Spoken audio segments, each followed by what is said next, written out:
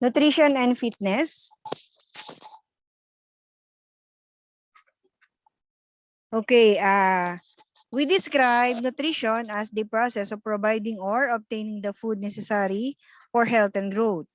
So nutrition particularly refers to the science of food and how the body uses and maximizes its purpose in health and disease. So food can keep the body strong in as much as it can also be the cause of diseases. So there are food which can be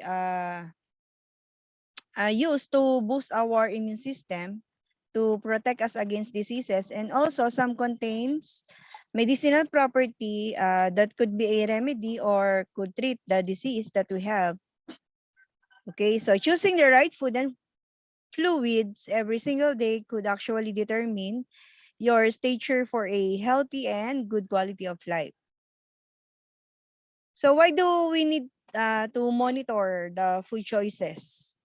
So the answer is very simple. So the first one is to maximize your fitness goals. If you have a particular body shape that you want to achieve, of course, you need to monitor the food that you eat. And B, it protects you against many forms of diseases. So some of the food that we eat, say for instance, the fruits and vegetables, the plants, it has medicinal properties like antifungal, anti-inflammatory, and antibacterial that could help us to treat many forms of diseases. Okay, there are basic food groups. What are these? Okay. Refer to the classification of different kinds of food based on the types of nutrients and energy that they can provide the body. So they are usually in the form of food pyramid. So as the base, the bread, cereal, rice, and pasta group. So this should be taken as the major dietary source. So on the next, in line with that, vegetable group, we should eat a moderate amount of this, and also those meat, fish, egg, milk, and their alternatives. We should eat also moderate serving of small serving of milk, yogurt, and cheese group, and also the meat, poultry, fish, and dry beans. At the list, and the list are the fat, oils, and sweet. So we should reduce salt, fat, oil, and sugar. We should choose low-fat cooking methods. Say for instance, steaming, stewing, simmering, boiling, scalding, or cooking with non-stick frying pans. So reduce the use of frying and deep frying. So in the food pyramid, it has a suggested servings. So we have micronutrients, macronutrients, and fibers. So the first one is macronutrients, or from the word itself, macro, we should take, this should be taken as in large amount. So these are proteins, fats, and carbohydrates. So this helps us in transporting of blood to function our organ system for us to be able to function properly. Okay, we have two types of protein. We have complete protein. All of the essential amino acids you need for your tissues. So examples of these came from fish, pork, beef, poultry, and eggs. Okay, the next one is incomplete proteins. These have low or very little traces of essential amino acid. Okay, usually these come from plants. Examples of these are spinach, broccoli, nuts, and grains.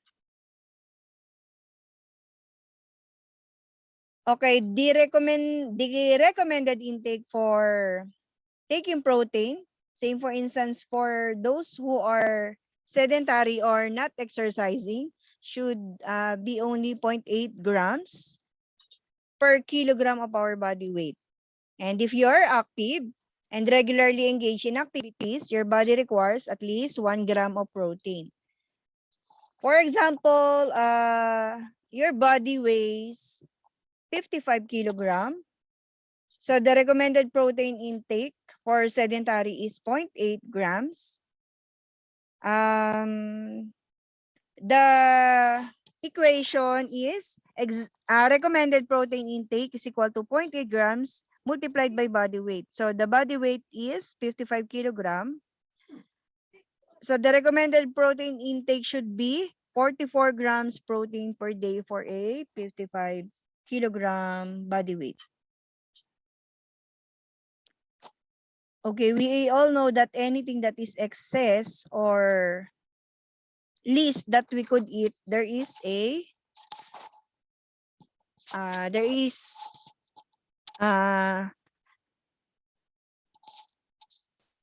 there will be an existing diseases or complication that might happen to our body. Okay, number one of this is severe dehydration and complication within the internal organs.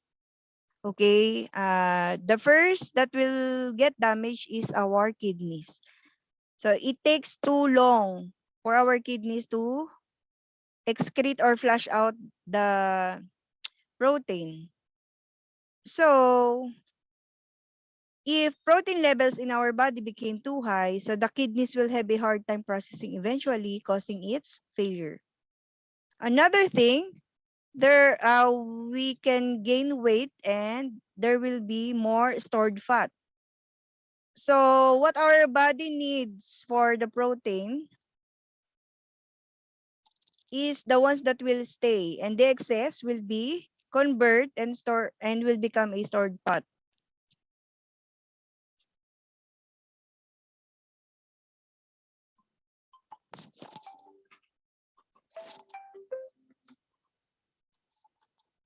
Okay, on the other hand, if too little amount of proteins will result to improper cell function. So, protein is needed by our tissues to properly executed its function. So, there will be, or it will lose its ability to function effectively. So, leading to breakdown of our tissues. So, this will result to different musculoskeletal injuries and other forms of diseases. The other one, it can cause malnourishment or result to malnourishment. So the worst case is that your body will become malnourished because of the lack of the necessary ingredients needed for our daily function. So how are we going to measure our protein intake? So the first one, we should find a nutritionist to develop a diet plan in terms of protein consumption. The other one, we can measure our food through the equation that I have discussed a while ago. So we need to use a weighing scale and a measuring cup.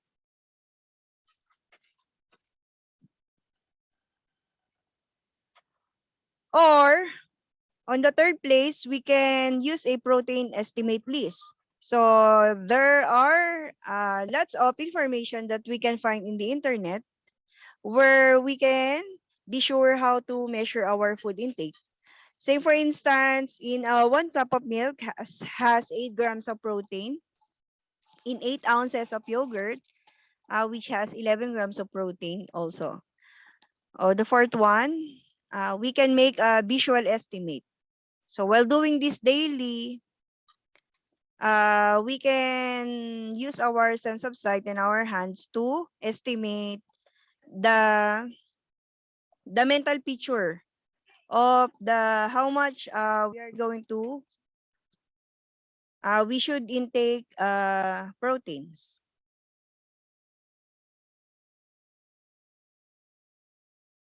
Okay, next is fats. So fats are also known as lipids, and not only they are used for energy, but they serve as good insulator of the body. So they provide support and cushion for the organ, protecting it from trauma and other forms of danger. So some forms of fats are even carriers of vitamins A, D, E, and K. Okay, we have here examples. Foods with good fats. We have nuts and seeds. We have cold pressed oils, coconuts, fish, egg, and dairy, avocados, and ghee. We have three types of fats. We have saturated fats, unsaturated fats, and hydrogenated or trans fatty acids. Okay, saturated fats, these are either processed and are directly included as ingredients in many forms of food, particularly baked or churned food. So examples of these are butter, whole milk, cheese, ice cream, palm, and coconut oils that are found in baked products like cakes and cookies. So when your body increase the use of saturated fat, it could lead to cardiovascular diseases, cancer, and obesity. But we can reverse the situation if you will take regular physical activities and maintain a proper diet for us to live a healthy lifestyle rather than eating all of this. Okay, how about the unsaturated fats? These are what we call the good fats. It contributes to health-related diseases like cardiovascular diseases, cancer, and obesity. There are two types. The first one is polyunsaturated fats, which are derived from nuts, seeds, green leafy vegetables, and seafood. So they are usually high in omega fatty acids that help reduce the risk of cardiovascular diseases. Consuming these types of food on a regular basis can lessen our risk for obtaining health-related disease that are associated with high fat concentration within the bloodstream. On the other hand, monounsaturated fats, amongst all the different categories of fats, these fats are the healthiest source of fats that our body can use and utilize. This type of fats have high amino acids that have the ability to lessen our bad fats and increase our good fats. Okay, it can be gained from red meat, seafood, whole milk products, nuts, and high-fat fruits like avocados and olives. The third one, the hydrogenated or trans fatty acids. So these fats that result when hydrogen is added to liquid oil to make it more solid. So this process is known as hydrogenation. The number one example for this is the margarine. So margarine contains trans fatty acids in high concentration. So processed food usually contains high levels of trans fatty acids. They also contain high levels of salt and sugar that can be very harmful to our kidneys and blood sugar levels. So these are chips, French fries, chicken nuggets, chocolates, hot dogs, sodas, and beers. The recommended intake for these fats is only 5 to 20 grams. So just like measuring protein, we can make a visual estimate using our thumbs. For males, we should only take 2 thumb size, and for females, only 1 thumb size. For carbohydrates, so carbohydrates are the most macronutrient needed by the body. Why? Because it serves as the fuel that our body uses for our daily activities. So, just like fats, they are very reliable source of energy. So, carbohydrates are particularly needed by blood cells. Without this type of nutrient, cells will not be able to function effectively and efficiently.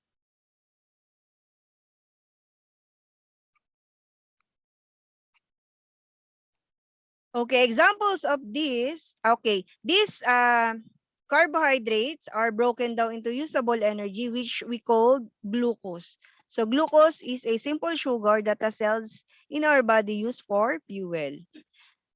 So examples of these are breads, rice, pastas, corn, grains, and other seeds that are good source of carbohydrates. They are ideally paired with proteins and fats.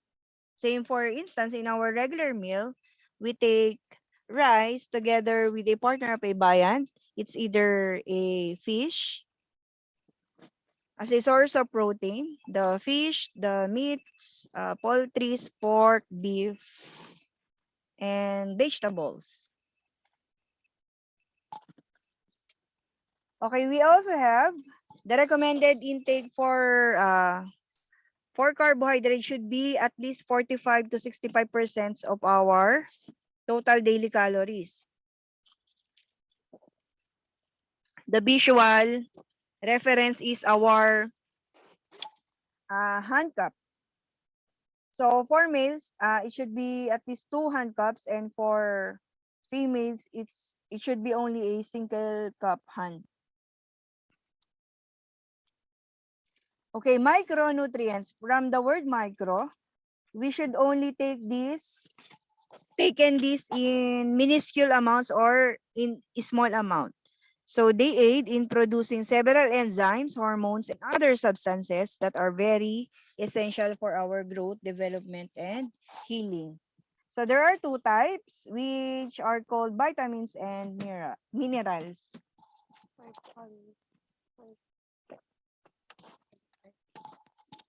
So vitamins are organic substances required in small amounts by the body. So there are actually 13 different kinds of vitamins. These are, okay, we have vitamins A, C, D, E, K, vitamin B1, B2, B3, B6. Okay, we have B7 and B9. These are responsible in unleashing the stored energy in carbohydrates, fats, and proteins. Okay, free radicals and antioxidants has something to do with vitamins. So what are free radicals? These are highly reactive radicals that can start a chain reaction like dominoes in the body. So they attack healthy cells, occurring through series of chain reactions that can contribute to cell damage and its proper functioning. So vitamins are responsible for protecting the body through strengthening the immune system. So these vitamins releases antioxidants. What are antioxidants? So these are molecules which can safely react with free radicals. They terminate the chain reaction of free radicals before vital molecules are damaged. So if your body lacks enough vitamins it needs on daily basis, the antioxidants can be released within your system, exposing your body to many forms of infections and diseases.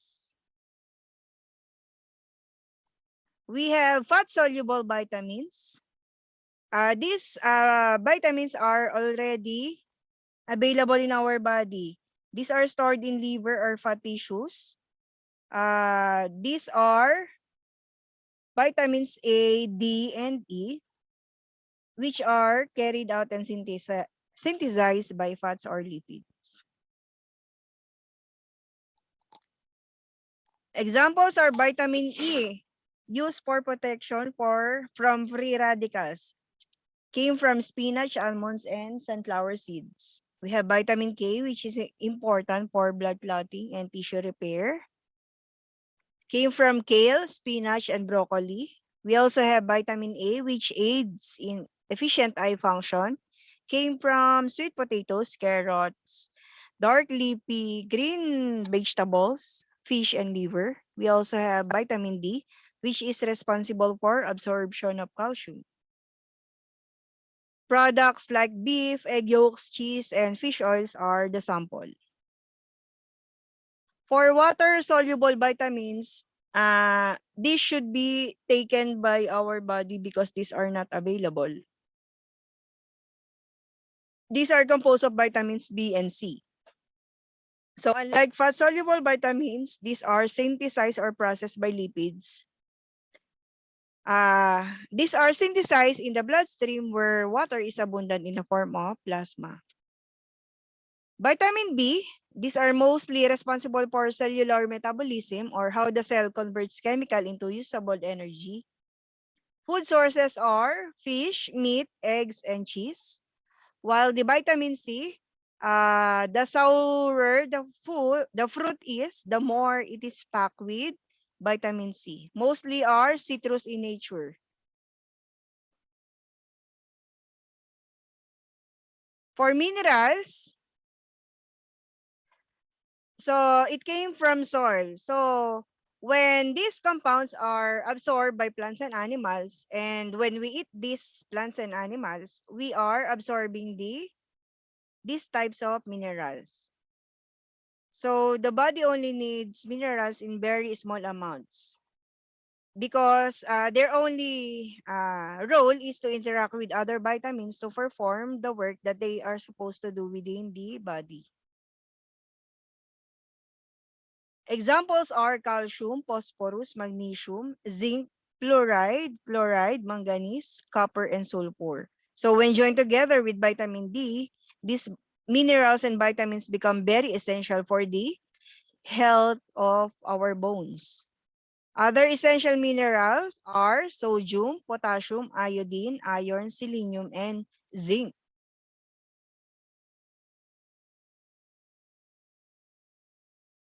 Next is iron, which promotes proper oxygen transport all over the body system. So a deficiency in this mineral would result to a condition called anemia. This usually occurs in women who are experiencing their monthly periods. So there are advices coming from obstetrician that women should take ferrous sulfate in order to replenish the lost iron of the body. Okay, let's go with fluids. So there's a trivia that we can live several weeks without food, but we cannot last 3 days without water. This is because our body is made up of 60% of water. So the most basic form of fluid is water. It doesn't provide energy nor key nutrients to the body. And yet, water is very crucial to our health and survival.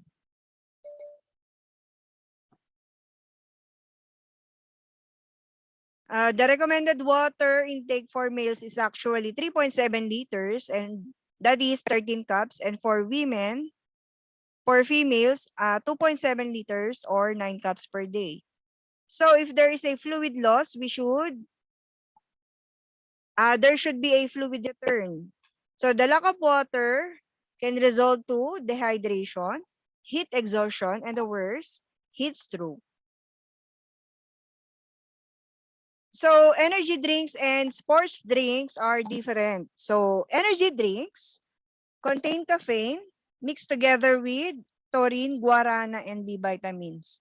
So when consumed in little amount, it can bring mind stimulation, but in excess, this can cause irregular heartbeats, insomnia, and paranoia. While sports drink, on the other hand, usually consumed by athletes or individuals. So they are generally contain 6 to 8% of carbohydrates and electrolytes which are designed to provide working muscles with glucose and electrolytes to maintain optimal hydration and athletic performance. So, sports drink not only replenish water, but also the other forms of nutrients that have been released by the body through sweating. How about the coffee and tea? So, coffee is stimulant, tea is brings us in calming and relaxing state of the body. So, both has caffeine. The limited serving for caffeine in a day is no more than 3 cups. So anything excess can already be harmful to our body. So exercise timing. Whenever that we eat or we are full loaded or we eat too much, we should first take a rest for about 1 to 2 hours before we take extra heavy exercise. But there is an alternative. We can take light meals like sandwiches, or we can eat energy bars, yogurt, or drink protein or fruit shakes before an exercise so that it can add up to energy for our activity. The fifth one, understanding food labels. So the important parts is that we should know the information about the ingredients of the food and specification about the amount of carbohydrates, fats, and proteins in food, and what percent contribution this food makes to the recommended daily value. So the recommended calories that we should take is about 1,500 to 2,500 calories per day. So in the example, we have the serving size. This gives you the ideal total size and number of servings in a container that we are supposed to consume. So the amount per serving, this refers to the number of calories our body gets from the recommended serving size. So for example, given the example, we have the serving size of 200. We have the 230 size amount per serving of calories, giving the serving size of 2. So if we are going to multiply that, we can gain 460 calories from this food label. Low fat versus fat free. So when we said fat free, this means that our body is not gaining any fat nutrients from this food. When we see this in the nutrition fact labels of the food that we're going to eat. While the low fat serving essentially means that each serving must have less than 3 grams of fat. So if you saw the 3 grams in the nutrition facts. So anything higher than 3 grams of fat is no longer considered as low fat. Okay, that would be all.